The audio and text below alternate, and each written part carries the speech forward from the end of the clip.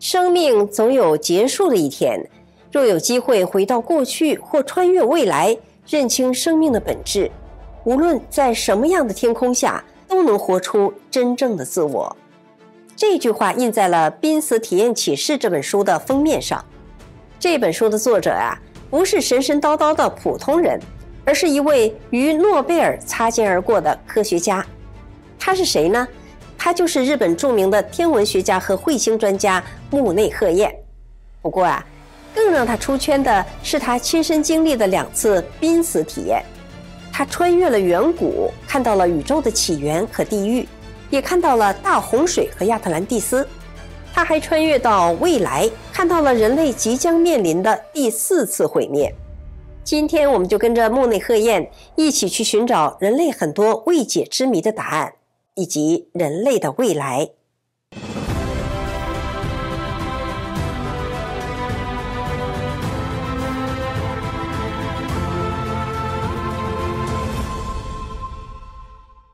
1954年，木内鹤彦出生在日本的长野县。他从小就喜欢仰望天空数星星，长大之后就和彗星较上劲儿了。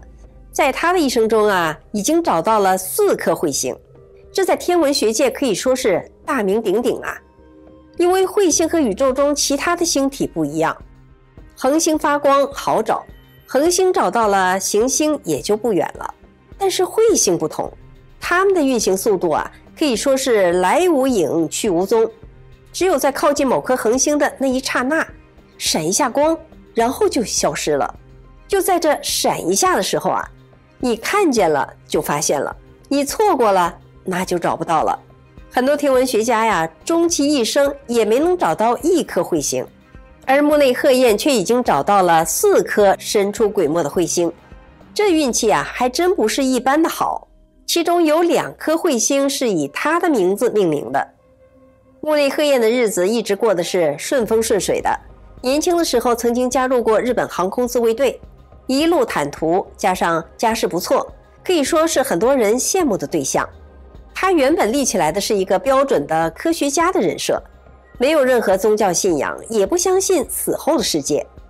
但是就是这样的一个人，后来却偏偏经历了2次不可思议的濒死体验。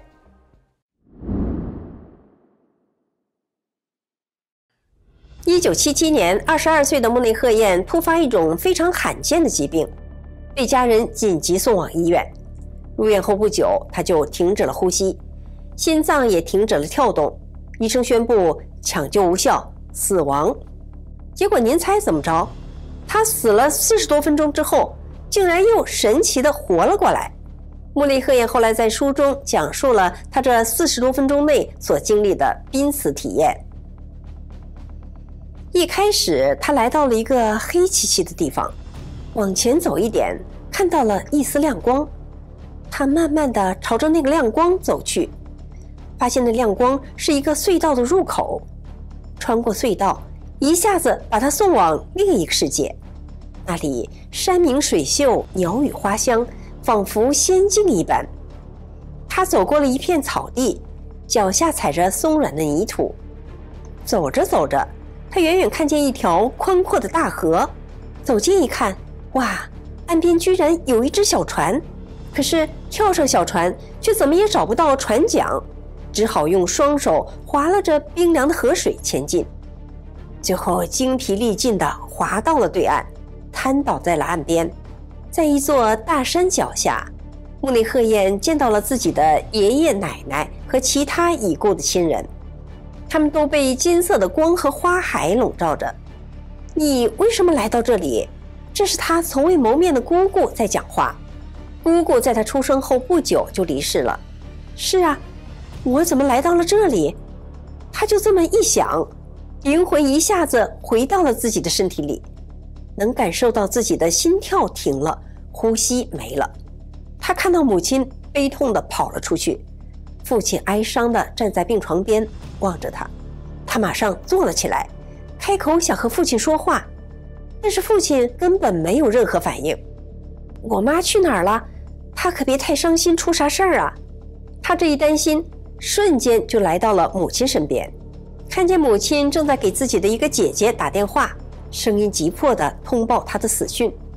随后他又很担心姐姐的状况，瞬间就坐上了一辆汽车。原来姐夫发动了汽车，正要赶往医院。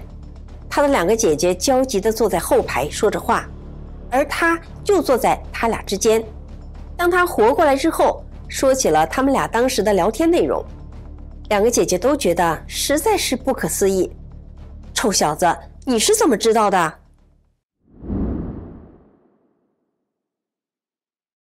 木内鹤彦毕竟是个科学家，就连死了的时候想法都和一般人不一样。咦，我刚才是不是一直在瞬移呀？如果灵魂或者意识可以实现瞬移，是不是意味着空间和时间都可以随意的跨越了呢？那么我现在可以时间旅行了吧？对了，我得马上回到小时候去看看。有件事我一直没搞明白。想到这儿，他已经看到幼时的自己和姐姐在小河边玩耍。危险！幼时的自己闻声抬头一看，一块大石头正自上而下朝他们滚下来。情急之下，他小小的身体使出吃奶的劲儿，一把推开了姐姐，自己也因为用力过猛而向后摔倒了。姐弟俩就此躲过了一劫。之前他一直不知道是谁喊了那一声危险，救了自己和姐姐。这次回到过去才发现，当时的那一嗓子就是瞬移回到从前的自己喊的，是自己救了自己。恍然大悟之后，他又一想，我还得赶紧穿越到未来，看看自己到底死没死。嗖一下，他看到自己正在大学的课堂里讲课呢。他心里纳闷，我才刚毕业几天呀，还能给别人讲课？那个时候啊，木内鹤彦是个才22岁的毛头小伙。他确实不知道中年的自己会成为天文学家和大学里的教授。后来他又去看了自己的老年，出现了2个画面。一幕是一群小孩围着他，快乐地听着他讲解星星的故事，画面其乐融融。另一幕是他茫然地走在如炼狱般的废墟中，到处充满着烧焦的死尸。这2个相反的画面重叠在一起，让他觉得非常不安。他知道自己的未来充满了不确定性，一个是岁月静好，一个是晚景凄凉。到底哪一个会在现实中发生？那片废墟是否暗示着未来的战乱或者灾难呢？木内鹤彦知道自己没死，他想，我是不是得留下点什么，证明自己确实穿越了？他一想，回到500年前的一间土佐神庙吧，瞬间就站到了神庙前。他附到了一个人的身上，神使鬼差的让那个人在土佐神庙里用石炭在一根柱子上写下了日文的鹤字，他名字中的一个字。木内鹤彦苏醒过来之后，就去了这间神社。他现在是位于日本高知市的神社，果然在一根柱子上找到了他当时写下的那个鹤字。经年累月的风吹日晒，虽然字迹早已模糊，但是依稀可见。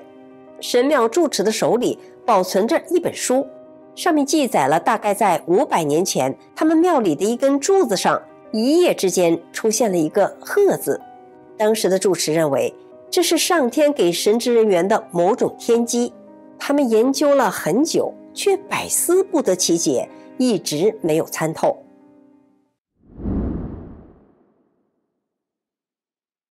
经历了第一次的濒死体验后，他不再是无神论者，他相信人的一生都是安排好的。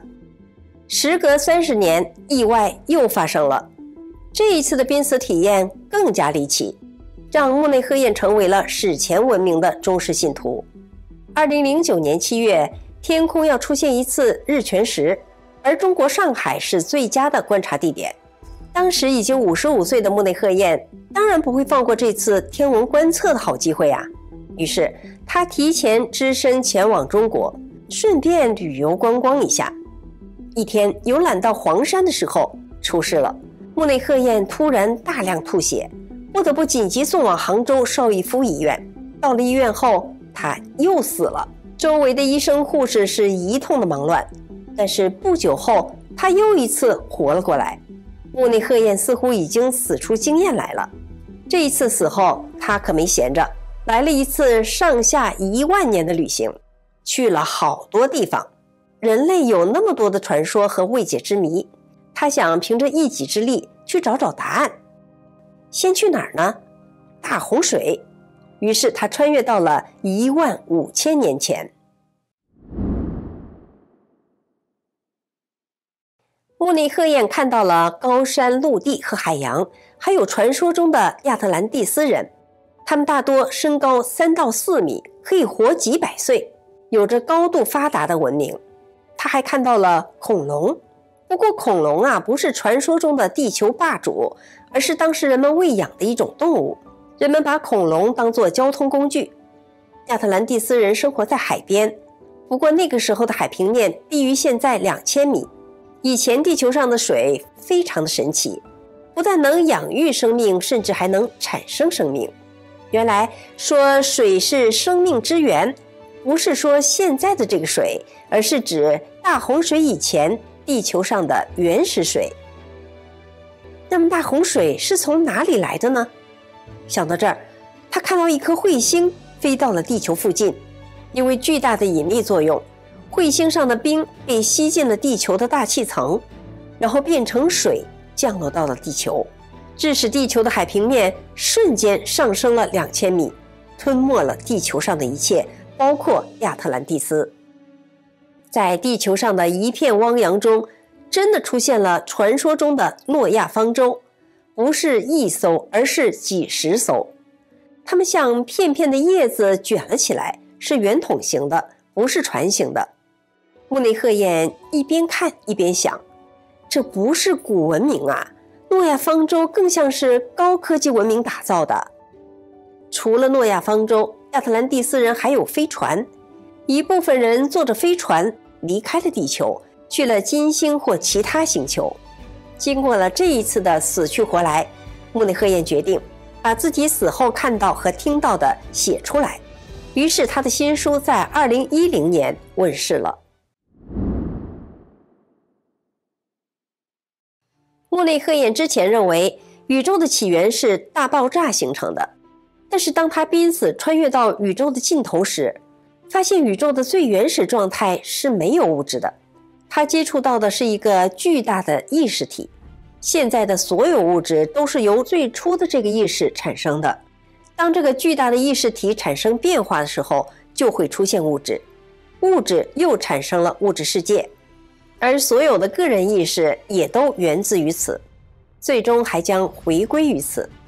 人活着的时候是一个个相互独立的个体，人的灵魂离开了身体之后，一段时间内依然保持着个体状态，再过一段时间之后，就会被吸收到这个最初的意识中，形成一个整体。也就是说，我们来自于同一个意识，最终也会回到同一个意识中去。如果人们认同穆内赫晏的说法，那就是意识创造了物质，而物质又和精神是合体的，那岂不是物质和精神是一性的吗？那就不是教科书中教的物质决定意识了。也有人认为，这个巨大的意识体就是创世主，他创造了世间万物，宇宙中的一切都来自于他的意识。在濒死时，穆内赫晏也同时理解了什么是地狱。当一个人伤害了别人，会给别人带去痛苦。当他死了之后，他的意识在融入整体意识时，被伤害人的灵魂会和自己的灵魂结合在一起。他对别人做的坏事，他给别人带去的痛苦，都会在同一时间里包裹住自己。也就是说，之前的那些坏事和痛苦，自己都要重新体会一遍。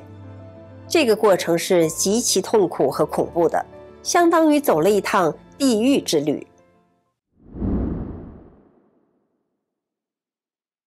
根据穆内赫晏的描述，人类已经经历了3次大毁灭。第一次毁灭就是前面所说的大洪水，距今约15000年前。第2次毁灭是美索不达米亚文明，在距今约12000年前如期而至。第3次毁灭是埃及文明的分崩离析。有关现在的语言，慕内赫晏在当年的书中写道：曾经的世界民主灯塔美国所倡导的普世价值将会彻底崩溃，未来会发生第3次世界大战，战场会在欧洲和中东，石油枯竭，还有可能使用核武器，中国、俄罗斯、印度会参战，美国会以防御借口参战。